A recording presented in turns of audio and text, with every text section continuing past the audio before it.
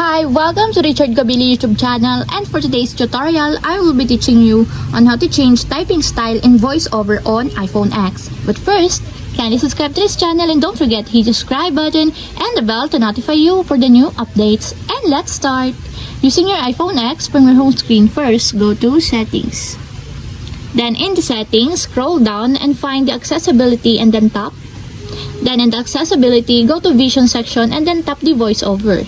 Then after that, in the voiceover, scroll down again and then tap the typing. Then in this part in the typing, tap the typing style.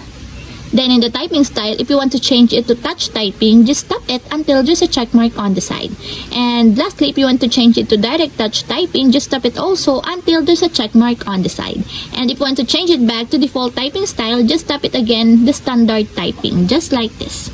And that's it, we have successfully changed typing style in voiceover on iPhone X. If you have a question, kindly comment down below and don't forget to hit the subscribe button and the bell to notify you for the new updates.